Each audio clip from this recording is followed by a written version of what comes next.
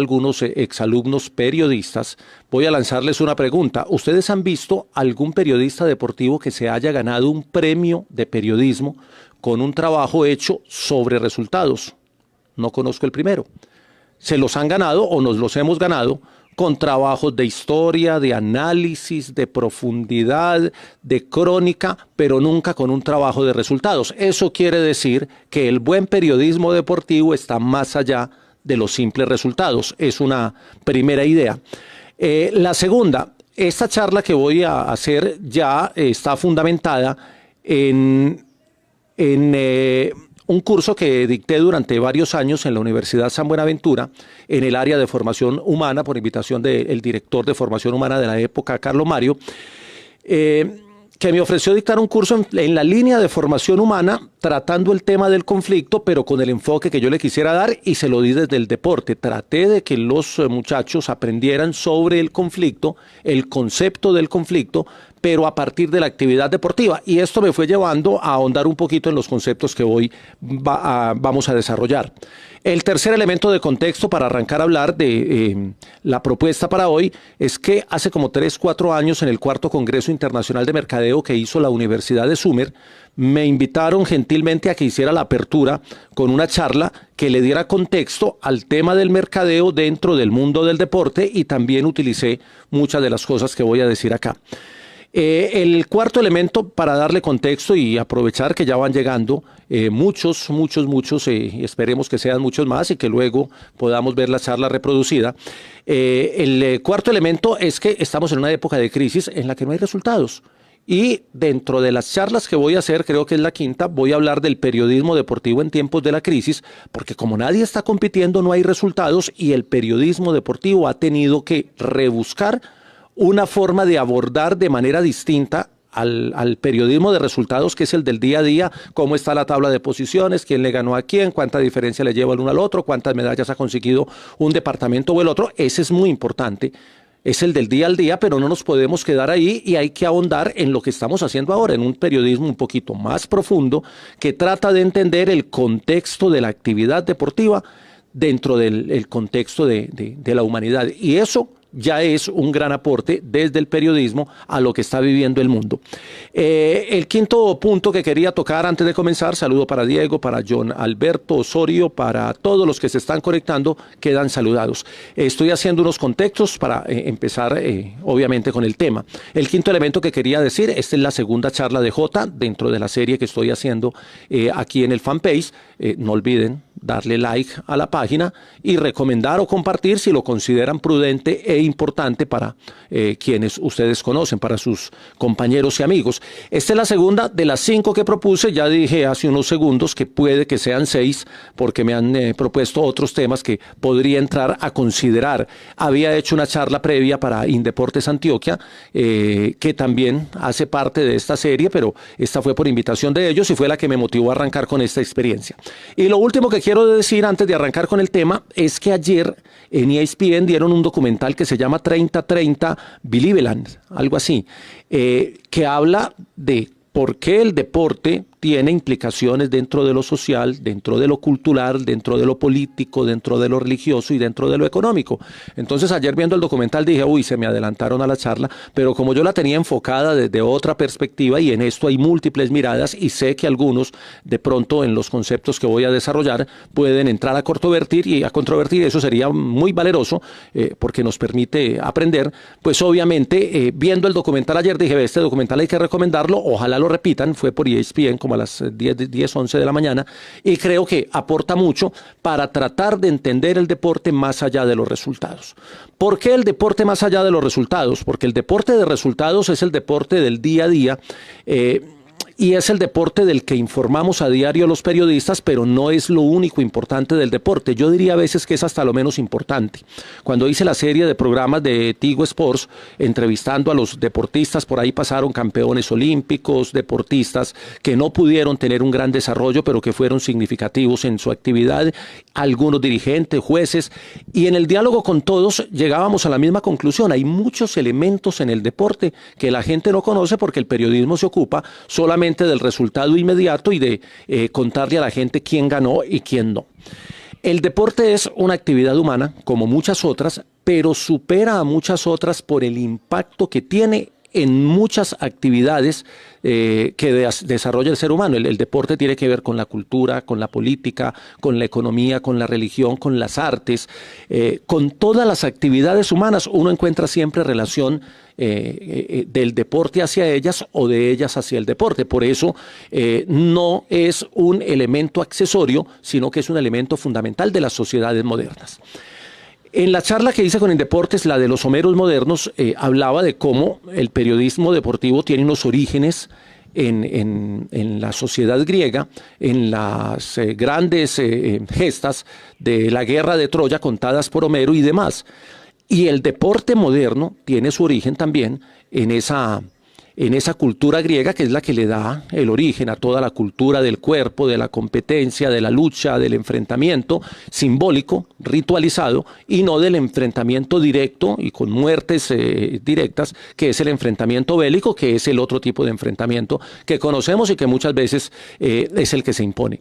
Entonces de ahí surge el deporte, pero el deporte de hoy, el del siglo XXI, el que conocemos con su fenómeno de mercadeo total, de unas cifras astronómicas que ahora están replanteando por estos temas del virus, ese deporte de alta competencia, ese deporte de fenómeno social, cultural, míralo por allí, del fenómeno social, cultural y político que estamos viendo ahora, es herencia no de los griegos, sino de la sociedad liberal inglesa. Es decir, estamos hablando de un momento de la historia entre 1750 y 1850, donde en apenas 100 años el mundo cambió para los ingleses, y a partir de los ingleses el mundo cambió para el resto de los países.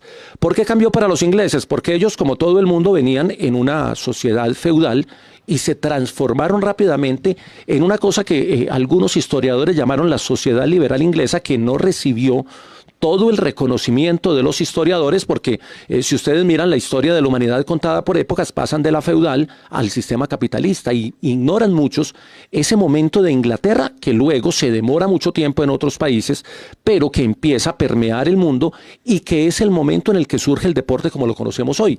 De hecho, el fenómeno olímpico con Pierre de Coubertin surge en la sociedad liberal inglesa. De 1750 a 1850, en apenas 100 años, Inglaterra pasó de ser un archipiélago de países totalmente agropecuarios a convertirse en una sociedad industrial. Y no solo cambió el sistema de producción, sino que cambió la manera de pensar, cambió la manera de asumir la cultura, cambió la manera de asumir el arte, cambió la manera del intercambio de productos, cambió todo. Para ellos, en 2 generaciones, los papás eran campesinos agricultores y los hijos terminaron siendo obreros en fábricas de producción. Y eso, entendido hacia la carrera, es bien complejo porque muestra un escenario de transformación rápida en la historia de la humanidad. Y hago énfasis en esto porque ahí es donde surge el deporte que hoy conocemos, el deporte de alta competencia. Incluso la palabra competitividad, que tiene que ver con competencia, viene de ese cambio de lo feudal a lo capitalista, pasado y concentrado en esos 100 años de la sociedad liberal inglesa. Eran un archipiélago, estaban independientes de los demás países de Europa, los separaba el mar, tenían la flota naval más fuerte de Europa en ese momento, estaban lejos de Roma, no tenían la influencia directa de la iglesia romana, que en ese momento pues dictaba los parámetros de la manera de pensar. Venían de la casa Hannover, habían llegado los alemanes a gobernar Inglaterra con la casa Hannover, Jorge I, Jorge II, Jorge III, Jorge IV, Guillermo IV y Victoria I.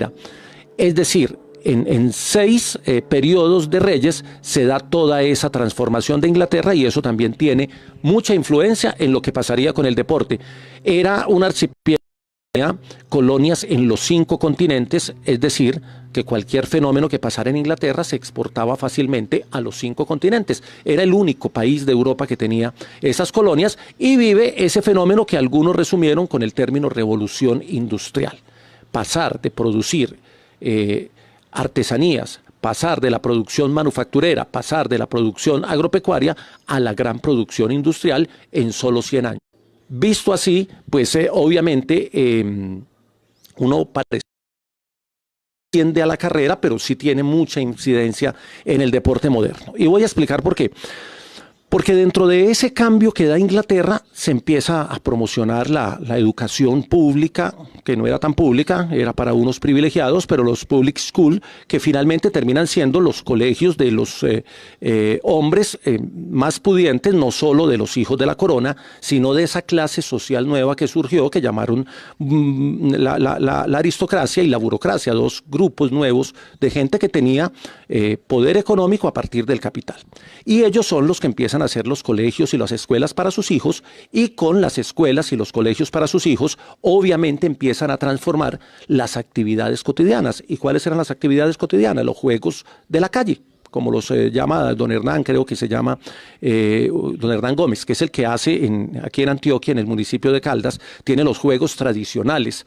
El encuentro de juegos tradicionales los hacía cada año, no sé si don Hernán todavía los hace, pero trataba de recuperar esas prácticas cotidianas del cuerpo, de tirar el trompo, jugar el escondidijo, hacer el hula hula con un pedazo de árbol o con un pedazo de caucho, en fin, todo eso que eran juegos tradicionales también los tenían los ingleses, como los tenían las culturas indígenas y como las tenían las demás culturas. Esas actividades con las que el ser humano se entretenía, de tirarse al mar, de salir corriendo hasta un árbol, en fin, actividades básicas. Pero en ese momento de la historia, en esos 100 años de Inglaterra, lo que hace la sociedad liberal inglesa es asumir para los colegios un control y una regulación sobre esas prácticas lúdicas que entran a ser parte del currículo, que entran a ser parte de la formación, porque entienden quienes habían creado los nuevos colegios de Inglaterra que no bastaba con enseñar los conceptos, con aprender las 4 áreas del conocimiento que tal vez Comenio creo que era el que las proponía en su momento, si no estoy mal, si me equivoco de autor, pues luego corrijo la referencia, y en ese contexto las prácticas lúdicas entran a ser importantes y entran a ser reguladas. Ya no se pueden hacer en cualquier momento, ya no se pueden hacer de cualquier forma, ya no es perseguir una vejiga inflada, es unos tiran para allá, otros tiran para acá, ya no se puede jugar todo el tiempo porque hay que estudiar, entonces empieza a regularse el tiempo y empiezan a aparecer las normas que finalmente son las que le van dando surgimiento al deporte moderno. Se organiza y se normativiza, es decir, aparecen las actividades lúdicas ya reguladas, ya competitivas, para que nos metamos al tema de los resultados. Ya este le gana a aquel. Y como había actividades en las que no cabía todo el colegio público inglés, pues entonces dejan unas actividades para unos y los otros empiezan a ser observadores. Surge el espectáculo, la actividad para que otros vean. Todo eso pasó en 100 años, de 1750 a 1850 en la sociedad liberal inglesa. Esto va acompañado de otros fenómenos, el surgimiento de la clase proletariada, el surgimiento del movimiento de los empleados, que empieza a ser muy importante, empiezan a aparecer las primeras mujeres que reclaman también sus derechos de manera abierta y participativa, y se dan unos fenómenos tan interesantes que van permeando esa actividad lúdica, pero ya organizada, que empieza a surgir como competencia y empiezan a darse las rivalidades porque el deporte se fundamenta uy, se cayó el teléfono como la primera vez, voy a dejarlo aquí entonces. El deporte se fundamenta en dos conceptos que son la competencia, es decir, la rivalidad, tener a quién ganarle, y la identidad, tener con quién identificarme y a quién defender. Con esos dos conceptos se va a disparar la actividad deportiva y va a crecer de manera exponencial como creció el tema de la industrialización del comercio, de los negocios y de la producción de todo tipo de insumos. Dentro de ese desarrollo empieza la rivalidad y se dan los colegios que se enfrentan unos a otros. Todavía hay eventos tradicionales. Los juegos mancomunitarios son tal vez los juegos entre países más antiguos que pueda tener la humanidad moderna, porque a la par del movimiento olímpico, antes ya se habían hecho enfrentamientos entre los países de la Comunidad Británica, que en ese momento eran las 5 naciones del archipiélago, y luego sus colonias entran a participar y hoy es un fenómeno bien interesante. De la mano de eso aparecen las apuestas, que son parte de la cultura británica. Para los británicos el deporte sin apuestas no es deporte. No lo aceptan. Ellos tienen las apuestas como parte fundamental y esencial de la competencia deportiva y el espectáculo. hacer competencias para que otros vean, que fue lo que mencioné en el concepto anterior, cuando los colegios se enfrentaban ante ellos. Entonces, mire, todo lo que he dicho es para contextualizar que el deporte de hoy tiene esa fundamentación, como lo conocemos hoy, a partir de una revolución que la historia tendrá que entrar a estudiar en algún momento muy particular, porque fue en un término de 100 años, y de pronto lo que estamos viviendo ahora es un término de 3 meses que puede cambiar todas las actividades humanas. Ojalá, sería muy rico que nos tocara ser testigos de primera mano de una gran revolución, y que dentro de esa revolución también entre el deporte y empecemos a ver un deporte con otras características distintas. Muy bien, empieza el deporte a entrar a los colegios, a desarrollarse la competencia y a avanzar. Entonces ya tenemos apuestas, ya tenemos reglas, ya tenemos espectáculo, ya empezamos a tener masas, personas que asisten a ver el colegio, es decir, los estudiantes de los colegios. Los juegos intercolegiados de hoy eran los juegos de los británicos a finales de esa etapa de la sociedad liberal inglesa. Y esto empieza a superar fácilmente el tema de la lucha de clases. Claro, ya había una aristocracia, ya había una burguesía, ya había una corona, ya había un ejército, que siempre fue una clase privilegiada dentro de las culturas antiguas, y aparecía la clase proletaria. Ya no solo había artesanos y campesinos, sino también proletarios, empleados que trabajaban 8 horas y que terminaban exhaustos y que empezaban a reclamar un poquito más de derechos. Y se dan cuenta los gobernantes de la época en Inglaterra que esa clase podía convertirse en un grupo de presión si no le daban algún entretenimiento, si no le daban alguna diversión particular. Entonces los vuelven espectadores y los vuelven partícipes, los vuelven deportistas, los dejan entrar al juego. Entonces el juego con la pelota, la que perseguía y todo el mundo pateaba, que ya se había organizado entre 2 bandos, que ya tenía normas, tiempos, reglas, que se hacía entre los colegios, empieza a ser partícipe también de la clase proletaria, y ahí es cuando el deporte supera de alguna manera toda esa lucha de clases que se daba, porque le da participación a los menos favorecidos del momento y empieza a ser aceptado por todas las comunidades existentes.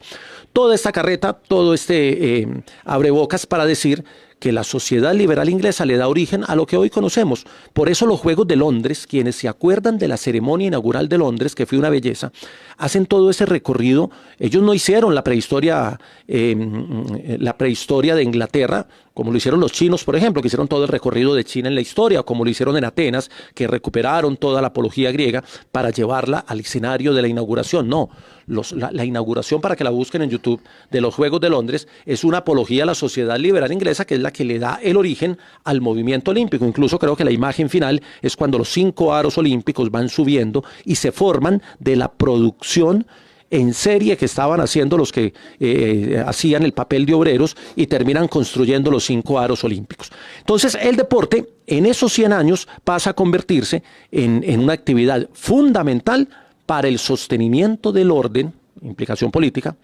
fundamental para el tema de las apuestas, implicación económica, fundamental para la estructura académica y educativa, y fundamental para quienes estaban en el poder ofrecer eso que en otras culturas llamaban el pan y el circo. Ese empieza a convertirse en un circo sano, porque no había muertes violentas directas, ya se había regulado, antes sí las había en otro tipo de culturas, y entonces empiezan a ser más racional la actividad, más espectacular y más fenómeno para los habitantes de Inglaterra. Se organizan competencias, los centros educativos, los países empiezan a enfrentarse, las regiones empiezan a enfrentarse, los centros universitarios empiezan a tener también ese desarrollo, y les dije que eran 100 años, de 1750 a 1850, que es el periodo que se considera de la sociedad liberal. Entonces de una generación pasa a la otra, y esa generación simplemente mejora lo que ya habían hecho sus antecesores y organizan la actividad. Esto le da origen al deporte y le da origen al fenómeno del deporte, que es el punto al que quería llegar, porque ya llevo 20 minutos. Entonces, la rivalidad y la identidad se convierten en el eje de esas actividades que ya ellos llaman sports, que ya empiezan a llamar deporte, y que ya empiezan a tener una organización independiente, una estructura particular y el desarrollo de los reglamentos. Los que leen la historia del fútbol, que leen el surgimiento de la FIFA y la International Board y todo esto, y la manera como se ha reglamentado el fútbol, que es el deporte que menos ha cambiado en reglamento, entre otras cosas, y que hace rato necesita un cambio, pues entenderán de qué estoy hablando. Se empieza a regular y al regular se empieza a propiciar que la competencia cumpla ciertas particularidades, que el reglamento permita una igualdad entre dos colectivos o entre dos deportistas. Ya no es como jugaba uno cuando estaba niño, que decíamos, vamos a hacer una carrera hasta el río y volvemos, los que somos de pueblo lo sabemos, sino que y uno hacía la carrera y uno decía, sí, pero yo arranco de aquí y usted arranca de la cuadra de atrás. Entonces arrancábamos con ventaja o dábamos ventaja. No, lo que hacen los ingleses es igualar. El reglamento es el mismo, la distancia es la misma y la práctica debe ser equitativa para todos. En ese contexto, ya con competencias a escala nacional, con una clase obrera incorporada de lleno en las prácticas deportivas, con un Reino Unido que era potencia mundial en muchas actividades, que era el líder económico del mundo en ese momento por su industrialización, y que empieza también a exportar sus prácticas, aparece el barón Pierre de Coubertin, que inspirado en el principio básico del deporte, en las historias olímpicas y demás, decide recuperar los Juegos Panhelénicos y convertirlos en unos Juegos Universales. En 1896, recordemos, empieza a hablar de Juegos Olímpicos, de movimiento olímpico, de celebrar la primera Olimpiada y de poner a competir por países en unas actividades deportivas que ya se habían desarrollado y reglamentado en Inglaterra. La mayoría de los deportes del mundo tienen origen inglés o estadounidense. ¿Por qué? Porque Inglaterra exporta a Estados Unidos, que era una de sus colonias, el baloncesto, por ejemplo. Saben la historia de Naismith, el profesor de educación física, que aprovechando el invierno decide hacer una práctica en un coliseo y termina inventando el baloncesto.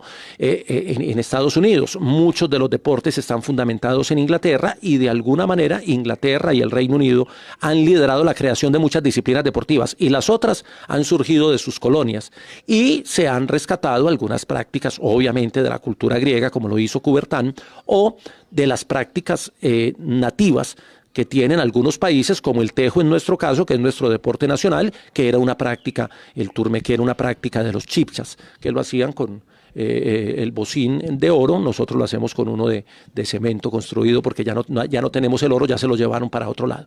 Entonces se restaura el concepto de Juegos Panhelénicos y se lleva a una competencia múltiple, que son los Juegos Olímpicos modernos, de los que se iban a celebrar este año los de Tokio, y se harán en el 2021, llamándose Tokio 2020 por efectos del virus. Entonces ya esos juegos, esos primeros juegos, los de 1896 en Atenas, de alguna manera marcan el inicio de lo que es el deporte de hoy, ya mirado desde esa perspectiva de tener la identidad del país, de enfrentarse, de luchar por unas medallas que son simbólicas y demás.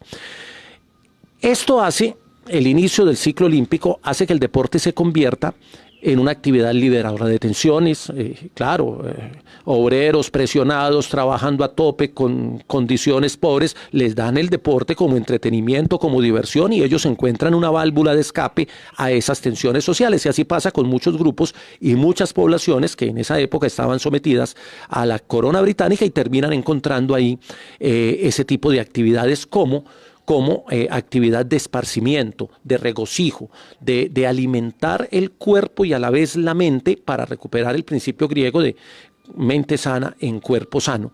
Y empieza también a convertirse en una actividad muy organizada que va requiriendo con el paso de los años una organización bien particular. Se consolida como espectáculo. Ustedes dirán, claro, pero la música también, y la música viene desde épocas muy antiguas.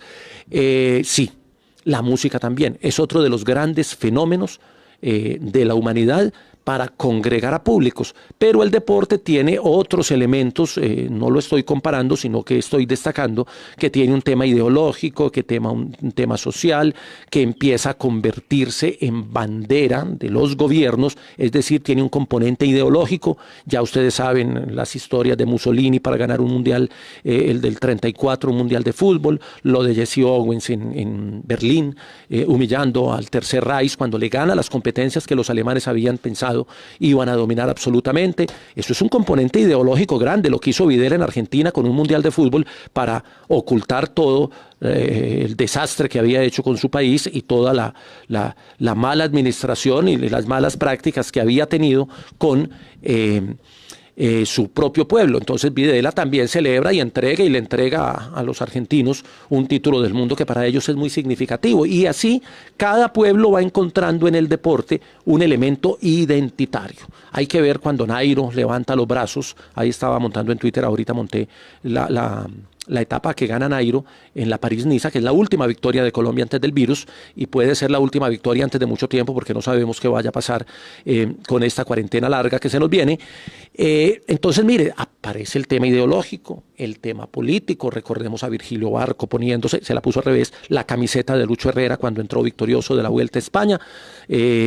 Para tratar de simbolizar que había una unión absoluta entre el Estado y el deporte, cosa que no era cierta y nunca ha sido cierta, pero él lo simboliza de esa manera. Hay muchos momentos que tienen que ver con el manejo político del deporte o el deporte usado para manejo político, para que lo entendamos bien. Se convierte en símbolo cultural, en un fenómeno social. No tiene barreras ideológicas ni tiene barreras religiosas. Lo último fue hace 2 Juegos Olímpicos, hace 2, sí, fue en Río, fue en Londres, cuando pudimos ver por fin a las mujeres árabes con burka y todo, pero tapándose todo el cuerpo y todo, pero compitiendo en las pruebas de atletismo, porque ellas, que tal vez es el gran logro del deporte en el tema de la lucha del feminismo, haber logrado que las mujeres musulmanas entraran a competir de manera abierta en los Juegos Olímpicos, como pasó, creo que fue en Londres, si la memoria no me falla. Entonces digamos que ya deja de ser una práctica de juego cotidiano, de juegos lúdicos, para convertirse en una actividad muy desarrollada, muy competitiva y que entra en las dinámicas de nuestra época, donde aparece el mercadeo, donde aparece la economía, donde aparecen las marcas, donde aparece la lucha ideológica, donde aparecen las luchas de clases, que siguen encontrando en el deporte algunas banderas y algunos elementos importantes de identidad y rivalidad. Esos 2 conceptos que salen de la sociedad liberal inglesa llegan hasta hoy con el deporte. Es una conducta individual, es un hecho social total. Creo que es, si no estoy mal, Garzarelli el que lo llama así, para definir el deporte. Es un estilo de vida para muchos, es un espectáculo, para muchos el deporte es una filosofía de vida. En definitiva, es una actividad tan amplia que termina siendo indefinible, que termina siendo muy limitado tratar de colocarla solo como una actividad de resultados, que es, y ahí hago mea culpa, lo que muchas veces hacemos en el periodismo, tratar de sintetizar como si lo único importante fuera el resultado. El deporte es un lenguaje universal, usted puede no hablar ningún otro idioma, pero cuando va a una práctica deportiva en otro país, así no hable el idioma, usted se entiende para jugar porque las normas son las mismas, el reglamento es igual y la actividad tiene una dinámica que ya todos conocen, es aceptado por todos los estratos sociales, es una pieza clave del engranaje ideológico, tiene impacto en la cultura, en las artes. Creo que la propuesta que me hicieron de hablar de deporte y literatura la voy a poner por allá de 6ª, 7ª charla, porque me parece muy interesante. Hay una relación con las artes que es bien profunda. Es una práctica humana tan significativa que incluso puede ser superior a las revoluciones sociales que se han dado en el mundo. Es superior al movimiento proletario, es superior al ascenso social de la mujer, al fenómeno de tecnología que estamos viendo, porque el deporte, digo que es superior porque lo congrega, o sea, lo incluye la lucha social de la mujer por salir, el desarrollo tecnológico lo incluye el deporte, el tema de las luchas de clases también lo incluye el deporte, el desarrollo de grandes capitales también lo incluye el deporte. Pongan cualquier actividad humana y ahí está metido el deporte.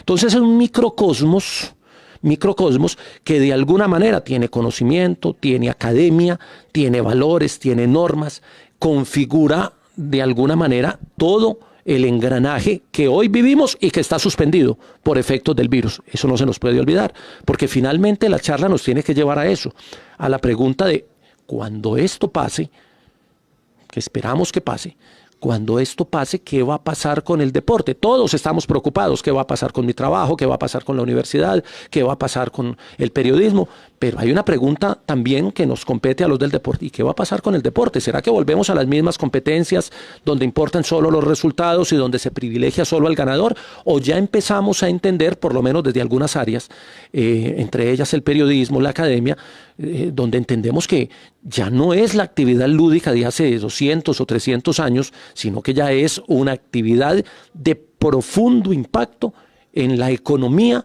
en la cultura, en la política y en la ideología del mundo?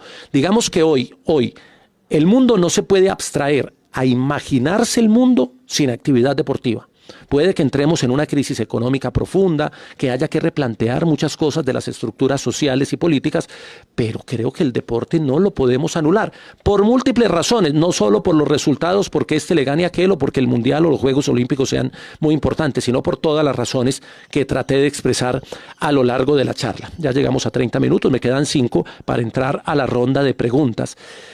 Aquí tenía 3 o 4 frases escritas, digamos que se ha creado, yo no sé si llamarlo cultura deportiva, el término me lo han debatido académicamente y me han dado duro cuando utilizo la palabra cultura deportiva o el compuesto cultura deportiva. Digamos que hay millones de personas en el mundo, entre espectadores, entre practicantes, entre clubes, federaciones, jueces. Hay un engranaje que está alrededor del deporte que lo convierte en una de las economías más importantes en el mundo.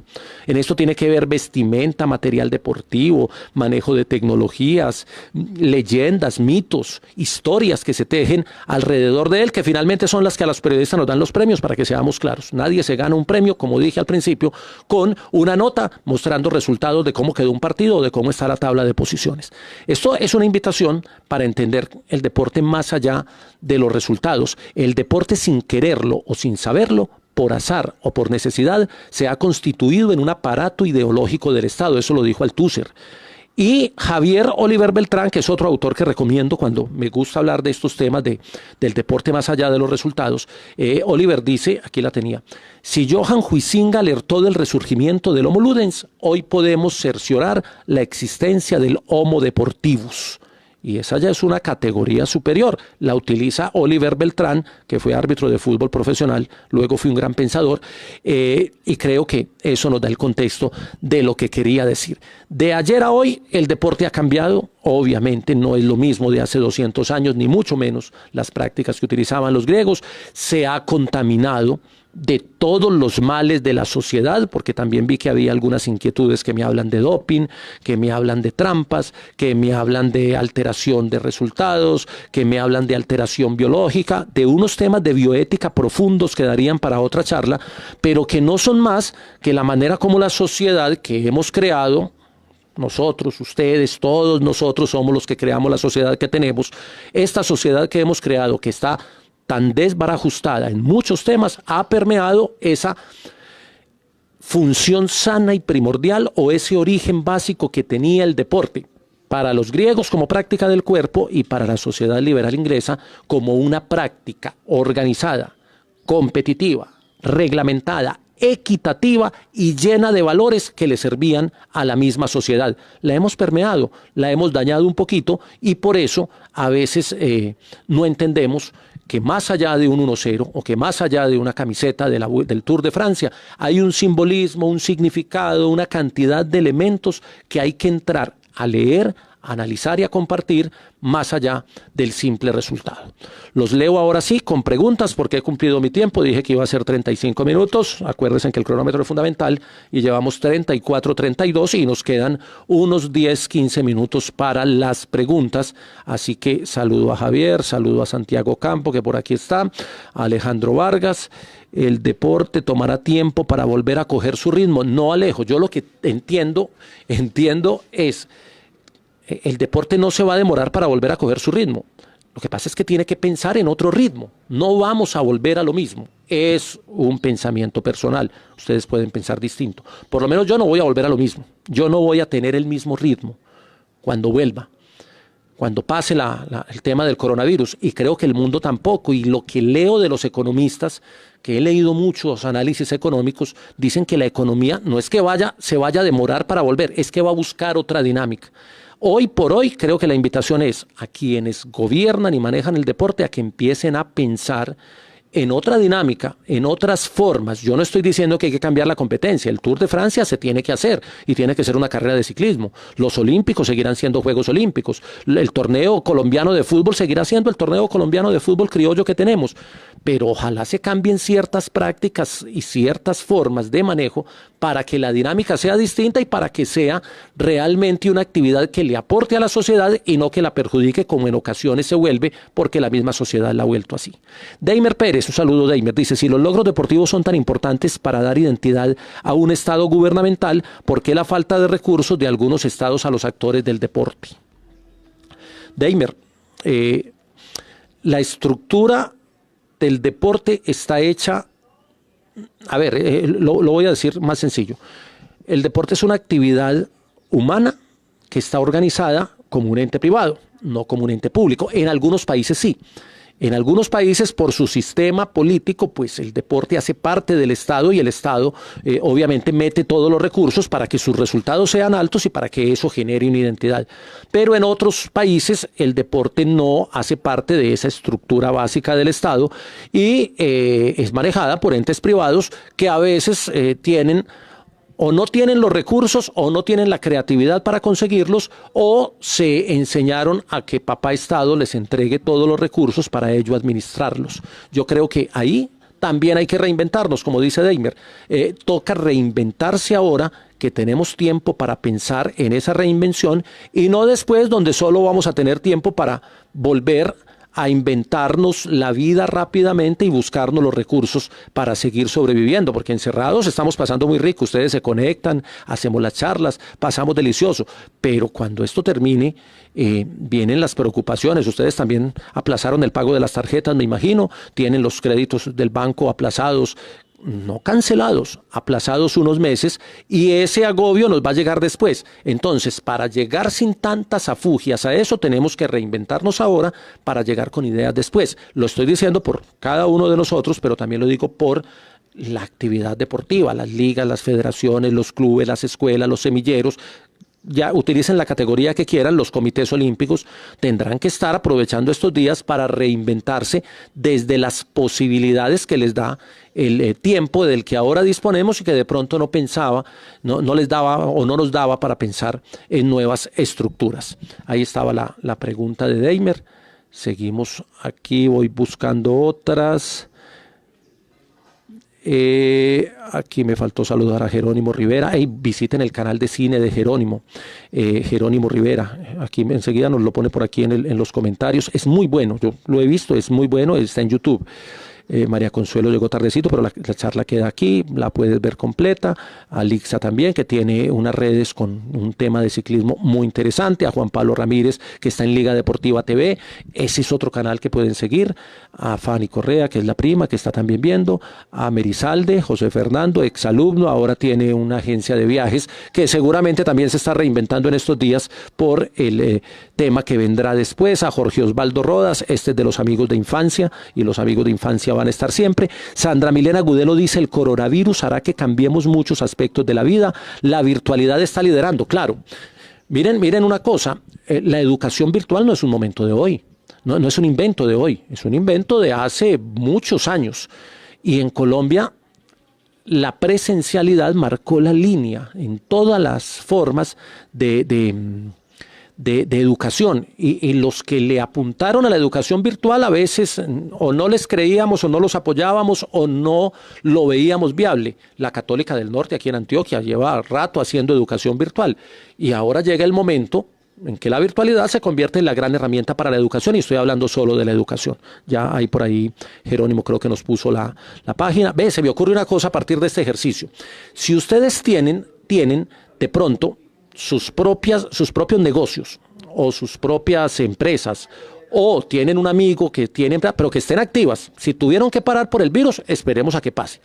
Pero si están haciendo almuerzos, si están prestando domicilios, si tienen páginas web como la de Jerónimo, ahí está, ahí la puso Jerónimo, sigan ese canal de cine que es muy bueno para hablar de cine. Con Jerónimo trabajamos hace muchos años en la Universidad de Medellín, en unos años que vamos a recordar toda la vida porque nos marcaron académicamente. La católica, ¿cuál me dice Fanny? La UCU. 23 años de educación virtual. Entonces, si tienen de pronto algún negocio y metámosle pauta a esto, pero pauta gratuita, no le vamos a cobrar a nadie, pero eso sí, no lo hacemos aquí en el momento en que estoy en la charla, sino que me lo mandan. Cuando la charla quede montada en la página, ustedes me mandan, hombre, ayúdale a mi primo que tiene este servicio. Y yo trato de hacer, vamos a hacerlo así como si esto fuera una transmisión de televisión, hago la charla y digo, hagamos una pausa para comerciales, metemos los comerciales, le ayudamos a mucha gente. Y luego seguimos con la charla. Hacemos uno o dos bloquecitos de comerciales leídos, mientras nos inventamos, aquí se nos cayó otra vez el celular hoy, mientras nos inventamos una mejor forma de hacer estas charlas, y hacemos así, le aportamos alguno, aquí con los 1.000, 2.000 que vean el mensaje, de pronto alguno termina comprándole al negocio que promovemos y terminamos apoyando a alguno. Idea que surge aquí en la red. Si tienen más preguntas ya, y si no, para ir cerrando, porque ya llevamos 40 minutos en este directo de hoy. Es la Universidad Católica del Norte, prima, claro, 23 años, yo ya la había mencionado, es la Católica del Norte que tiene su sede en Santa Rosa de Osos. Hay que ir a pasear a Santa Rosa de Osos, pero cuando esto pase, así cumpliremos todas las promesas que estamos haciendo. Bien, no veo más inquietudes. Lo que quería decir hoy, creo que lo resumí en lo que he manejado. Me dice Natalia Ochoa, si el deporte es un hecho de transformación social, ¿qué relación le asignamos a la educación y el deporte? Que vemos que se alían poco para pensar menos en resultados y más en los individuos y la sociedad. Esa es una buena pregunta, Natalia. Digamos que a nivel educativo, el deporte ha estado como complemento al currículo, las clases de educación física. Ha estado como elemento identitario. Los colegios, las universidades tienen sus equipos representativos, pero los hacen para ganar, para conseguir el resultado, para ganar los Juegos Nacionales Universitarios o para ganar los Juegos Intercolegiados y conseguir la gloria que obviamente existe, es natural y es necesaria, y ganar es muy bueno. Pero sí hay que buscar, como lo pregunta Natalia, una relación más profunda entre la educación y el deporte. Creo que deben ir de la mano, así se originaron, lo acabo de decir en la charla. En la sociedad liberal inglesa, los public schools fundamentan gran parte de su desarrollo en la inclusión de las prácticas cotidianas y en la reglamentación de las mismas, es decir, en la conversión de lo cotidiano en actividad deportiva. Creo que hay que trabajar ahí, no hay que quedarse solamente con el equipo que queda campeón o con el equipo que armamos porque los muchachos les gusta mucho y nosotros simplemente los directivos lo apoyan. JJ dice quién es un tema para el próximo programa, a ver si le aportamos en el feed, en la lista aquí de la página están, no lo tengo aquí en la cabeza, el próximo tema dentro de 2 días, estas charlas son día de por medio, es decir, hoy es jueves, el sábado a las 10 nos volvemos a encontrar, quienes puedan, quienes no, pues ahí quedará colgado en la página para que discutamos y debatamos más y aportemos ahí algunos conceptos que son importantes. Voy a cerrar porque veo que ya no hay más inquietudes. Acto de reflexión hoy Jueves Santo, el periodismo deportivo no se puede quedar en los resultados. Nadie se gana un premio con eso, muchachos. Hay que hacer investigación, hay que hacer trabajo de campo, hay que hacer crónica, hay que hacer reportaje, hay que hacer interpretación, hay que buscar el impacto social, el impacto económico, el impacto político que tiene el deporte. Así a veces nos saque canas y así a veces nos cuesta encontrar en algunos sectores quien asuma eso. Voy a terminar con una anécdota. Bueno, me pregunta Natalia, la modernidad transformó la visión del deporte, transformó la visión de muchas cosas y lo sumió en el hecho del consumismo, gran parte sí, Natalia, sí, hay que decirlo así, le cambió y lo enfocó más hacia esa competitividad extrema o hacia ese capitalismo salvaje que entendemos cuando mencionamos la palabra Trump, pero de alguna manera esto nos va a servir porque no lo transformó todo ni lo volcó todo hacia allá, todavía quedan mucha esencia del deporte en su fondo para trabajar hacia allá. ¿Las redes limitaron más el periodismo de análisis del deporte? No, Francisco, le dieron otra posibilidad. Lo que pasa es que si no las aprovechamos, las seguimos utilizando para los mismos. Yo por ahí tuve una frase en Twitter, dije, una persona con un Twitter es un tuitero, una persona con un Instagram es un Instagramer y una persona con un YouTube es un YouTuber.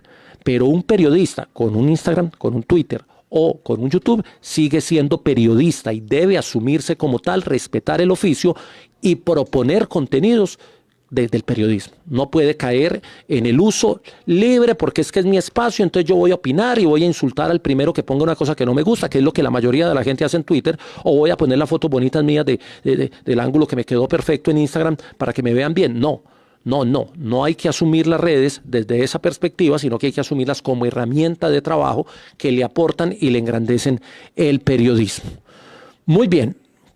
Paola, entonces iba a terminar ¿con qué iba a terminar? Ya se me olvidó. Iba a terminar con esa invitación a asumir el deporte más allá de los resultados, a estudiarlo como fenómeno, a profundizar en su análisis y a proponer contenidos desde ahí, porque es lo único que nos puede, después de la crisis, mostrar esas otras facetas del deporte que generan muchas cosas importantes para la sociedad. Miguel, muchas gracias. Paola, muchas gracias. Los espero el sábado a las 10 de la mañana con otro tema en las charlas de Jota. Recuerden, like al Facebook, a la fanpage, like o me gusta, seguir, como quieran. Y si pueden comentar o compartir, se los agradezco mucho. Chao.